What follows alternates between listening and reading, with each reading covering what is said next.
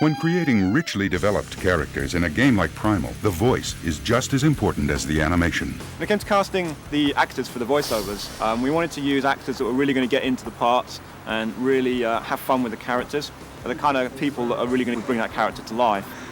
Well, no. The poor Undyne Adaro was attacking must have been dead for days. Well, if he does that to him, just think what he'd be like with us. With Jen, we needed someone that was going to be able to give us a real warmth to her character, but also be able to really get into the demon side of Jen and really let go and, you know, really sound quite fierce. And You really did? Beat the crap out of him? I think the reason that they wanted me is because I played a character called Callisto on Xena, Princess Warrior. So I knew at that point when they liked that show that this was going to be based on a strong woman and there was going to be fighting involved.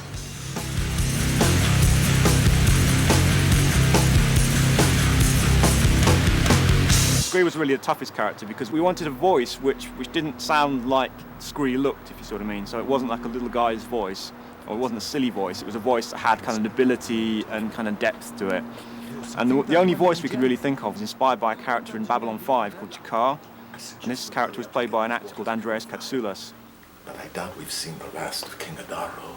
So when they conceived of this whole thing in the character of Scree, in their minds, they really heard Jakar somehow in that role, or more precisely me, I guess. So They've been dead for days.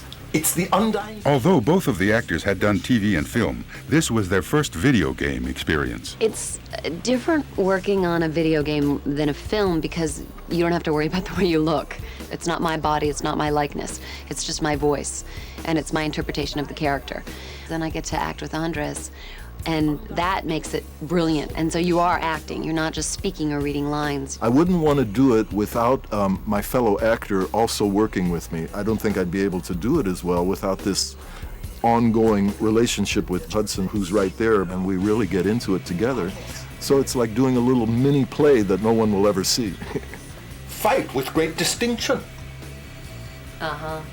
There's nothing shown to us beforehand as to what the scene will be. They gave me a breakdown on all the characters, on all the different worlds, on all the different beings in the different worlds. So we're given that, and then it's just up to our imaginations to, to go with it.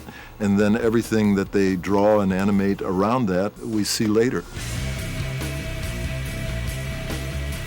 Now that they have a taste of what video games are all about, will this turn them into die-hard gamers? I've never really come into this century yet, but this might motivate me in terms of my son and my daughter as well. I think they'll both be interested in going through this together, and I wouldn't be surprised if they want me to play along with them. I bought a PlayStation 2, and I played for 24 hours within a week. My friends were like, you have to brush your teeth, you have to wash your hair, you have to take a shower, and I wouldn't. It's like a drug. I don't know how people play games and go to sleep and get up and exercise or go to work. It's not possible.